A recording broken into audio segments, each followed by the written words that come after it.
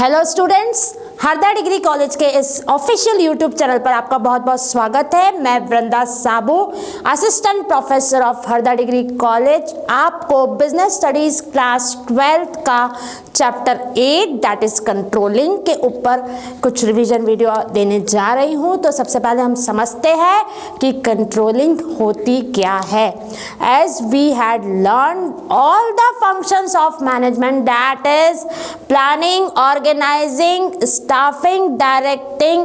Now it's a turn of controlling. जैसा कि हमने देखा प्लानिंग में what we are doing, planning में हम कर रहे हैं हमारा ऑब्जेक्टिव का सेटिंग।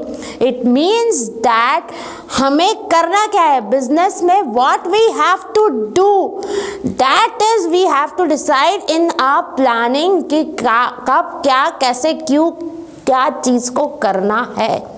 राइट, कंट्रोलिंग में हम क्या करते हैं, कंट्रोलिंग में हम उसी चीज की, उसी प्लानिंग की चेकिंग करते हैं कि जो प्लान हमने बनाया था वो एग्जैक्टली परफॉर्म हो रहा है या नहीं हो रहा है। So always remember this thing, if planning is the A of the management then controlling will be the Z of the management, right? तो अब हम देखते हैं इसकी ऑफिशियल और प्रोफेशनल लैंग्वेज में डेफिनेशंस एंड ऑल। तो कॉन्सेंट्रेट हियर। कंट्रोलिंग की क्या डेफिनेशन दी है इन्होंने? Managerial control implies the measurement of accomplishment against the standard and the correction of deviations to assure attainment of objective according to plans.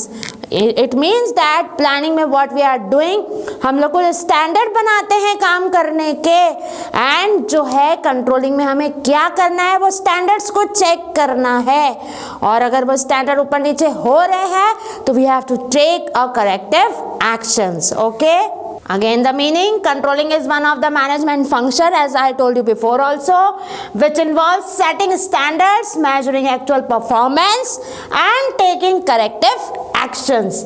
Controlling involves comparison of actual performance with the planned performance, right? अभी हम देखेंगे आगे detail में, जब हम steps देखेंगे controlling की तो ये सारी चीजों पर डिटेलिंग करेंगे। Okay, now the importance of controlling, controlling की इम्पोर्टेंस क्या है? तो first one is controlling helps in achieving organizational goals. Yes, of course, as we had planned for our standard performance, तो हमें जो है वो परफॉर्मेंस को आगे बढ़ाना है और उसको अंत तक लेके जाना है। तो जो कंट्रोलिंग का सबसे बड़ा रोल है, as we are checking all the time कि काम हुआ नहीं हुआ, हुआ नहीं हुआ, बरोबर चल रहा नहीं चल रहा, as we are doing an evaluation. तो क्या होता है, कंट्रोलिंग हमें हमारे ऑर्गेनाइजेशनल गोल्स को पूरा करने में हेल्प करता है। ठीक है, then judging accuracy of standards, yes of course, due to controlling methods, technical methods, we are calculating कि परफॉर्मेंस कहाँ कौन से लेवल तक हुआ है। तो हम जो है हमारे स्टैंडर्ड्स को जज भी कर सकते हैं कि हमारा जो काम है एज पर स्टैंडर्ड्स हो रहा है या नहीं हो रहा है। Next is making efficient use of resources. As I told you before also, planning is deciding that what we have to do exactly, right? तो जब वहाँ डिसाइडेड है तो हम जब कंट्रोलिंग में चेक कर रहे हैं तो हम सब चीज़ें देख रहे हैं, कौन करेगा, कब करेगा, कैसे करेगा, हमें हमारे पास डेटा है इन सब चीज़ों का थ्रू प्लानिंग। तो हम जो है resources that is man, money, machine, material and method, always remember this 5 resources of management, or you can say 5 M's of management: man, machine, material, money and method. These are the resources. Okay, संसाधन इसे कहा जाता है। तो हम जो है हम उसका अधिक से अधिक यूज कर सकते हैं अगर हम कंट्रोलिंग की प्रोसेस को प्रॉपर यूटिलाइज कर रहे हैं तो, right? Improving employees motivation, yes exactly, when you are doing a controlling process step by step, तो आपको समझ में आ रहा है कहाँ कब क्या कैसे ऊपर नीचे हो रहा है। तो आप अपने एम्प्लॉयज़ को मोटिवेट कर सकते हो कि ये चीज़ यहाँ गड़बड़ है और आपको ये चीज़ करनी है, या फिर ये चीज़ बहुत अच्छी चल रही है, आप इसको और अच्छे तरीके से कर सकते हैं. All the types of motivation will be used there. Okay, either it will be positive or negative. Okay, ensuring order and discipline. Yes, of course, आपको पता है controlling की process will be there in our organization. तो हम जो है हमेशा discipline में काम करने के लिए जागरूक रहते हैं. ठीक है, और एक क्रम में काम करने के लिए हमेशा तत्पर रहते हैं. That it facilitating coordination in action. Of course हमें पता है कब किसके बाद क्या करना है, तो हम जो है हमारे एक्शंस उसके एक के बाद एक करते हैं और प्रॉपर कोऑर्डिनेट करके समन्वय के साथ करते हैं. ओके बच्चों, अब है लिमिटेशंस ऑफ कंट्रोलिंग. अगर किसी चीज़ के एडवांटेज रहते हैं तो ऑब्वियस है कि उसके कुछ लिमिटेशंस भी होंगी, कुछ सीमाएं भी होंगी. तो अब हम उन सीमाओं पर, उन लिमिटेशंस पर चर्चा करते हैं. First is difficulties in setting quantitative standards.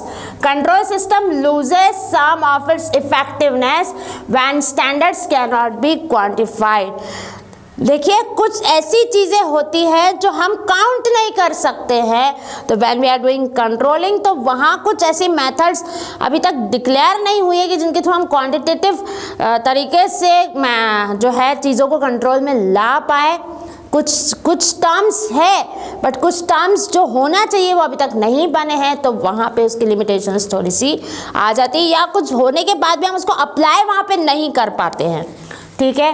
Then little control on external factors. जो एक्सटर्नल फैक्टर्स है like government policies, technological changes, competition, इन सब पर हमारा बहुत अधिक कंट्रोल हम नहीं कर पाते हैं. ये भी एक कंट्रोलिंग का ड्रॉबैक है. मतलब कि कंट्रोलिंग के थ्रू हम नहीं, हमारी कंट्रोलिंग के थ्रू हम नहीं कर पाए. Right. Then resistance from employee. Mostly employee resist controlling by managers and costly affairs. Yes, of course it is a very costly affairs. इसमें खर्चा थोड़ा ज़्यादा लगता है.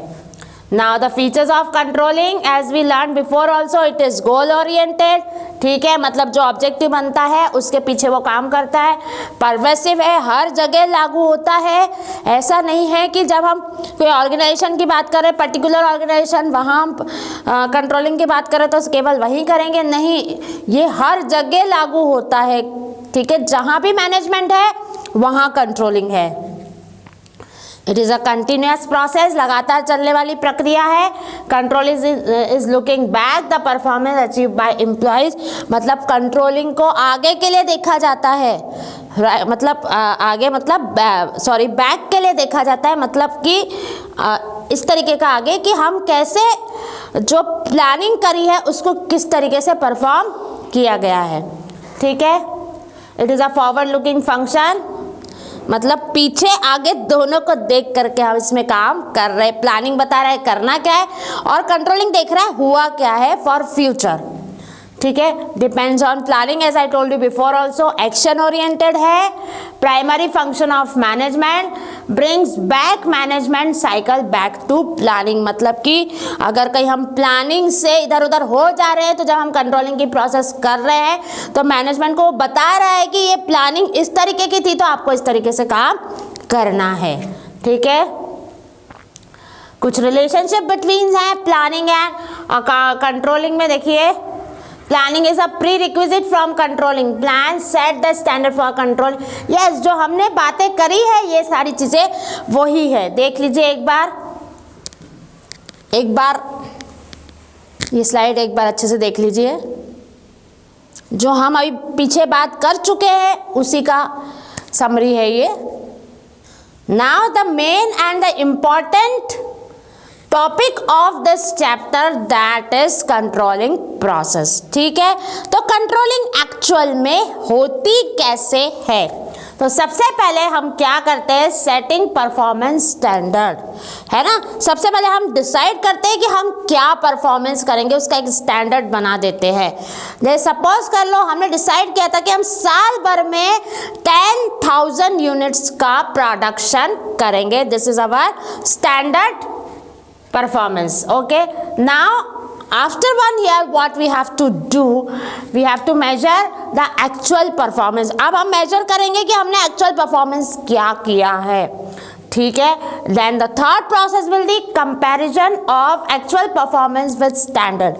See, the standard performance will be 10,000, and at the end of the year when we are calculating the actual performance is, what is it?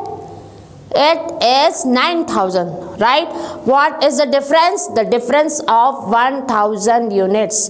ठीक है, तो अब इसे हटाना है. तो जो डेविएशंस आए हैं, जो डेविएशंस है, डेविएशन मतलब हटाओ उसे, तो जो है उसमें कितने का डेविएशन आ रहा है, 1000 का आ रहा है, उसको हमें हटाना है. तो उसके लिए हम क्या करेंगे? तो we have to analyse first, we analyse the deviations, then corrective, then take a corrective actions. अब उसके लिए आपको करेक्टिव एक्शंस लेना है. एक बात ध्यान दीजिए, डेविएशंस विल बी पॉजिटिव और नेगेटिव, है ना. अगर मैं 10,000 यूनिट्स की बात कर रही हूँ कि स्टैंडर्ड परफॉर्मेंस हमारा कितना होना चाहिए, 10,000 यूनिट्स है ना. अब जब हम एक्चुअल परफॉर्मेंस देख रहे हैं तो वो 9,000 भी हो सकता है और 11,000 भी हो सकता है. If it is 9,000 then it will be a negative deviation, okay. And if it will be 11,000 then it will be a positive deviation. So in both the cases we have to take a corrective actions. Okay, we have to take a corrective actions. अब जब negative deviation आ रहा है तो हमें देखना है कि हमारी प्लानिंग में कहाँ कहाँ गलतियाँ हुई हैं, उनको हमें सुधारना है हमारे अगले प्लान में, राइट. और अगर पॉजिटिव डेविएशंस आ रहा है तो हमें देखना है. देखिए, कभी कभी ऐसा होता है कुछ काम हम कर रहे हैं और करते करते हमें समझ में आता है कि हम इस तरीके से भी उसको कर सकते हैं तो वो बेटर होगा. तो वो करते करते हम वैसा करते हैं तो हमारा जो रिजल्ट है वो और अच्छा आता है. तो इस तरीके से ये जो है नेगेटिव और पॉजिटिव डेविएशन में ये डिफरेंसेस है. तो अगर दोनों भी आ रहे हैं हमारे, मतलब कभी नेगेटिव कभी पॉजिटिव, तो we have to take a corrective measure. In positive तो what we have to do in planning, हमें वो चीज़ ऐड करना है नेक्स्ट प्लानिंग में कि ये चीज़ हम कर सकते हैं जिससे हमारा रिजल्ट और पॉजिटिव आएगा. तो एक बार इसका ये थ्योरी देख लीजिए. जैसा कि हमने देखा, setting performance standard, measurement of actual performance, जो अभी हमने ऊपर के डायग्राम में पढ़ा है, ये वाले डायग्राम में, एनालाइजिंग डेविएशंस, ठीक है. So in controlling chapter what you have to concentrate, you have to concentrate on the steps only, ठीक है. सबसे पहले कंट्रोलिंग में जो है, फिर से एक शॉर्ट रिवीजन. सबसे पहले कंट्रोलिंग में हम क्या करते हैं, एक स्टैंडर्ड परफॉर्मेंस डिसाइड करते हैं, ठीक है. At the end of the year हम एक्चुअल परफॉर्मेंस देखते हैं और फिर जो है उसको हम कैलकुलेट करते हैं, standard performance minus actual performance equals to deviations. Deviations will be positive और नेगेटिव, ठीक है. If it is positive you have to take a corrective actions, and if it will be negative then also you can take a corrective actions, then the controlling process will be complete. Okay students, thank you.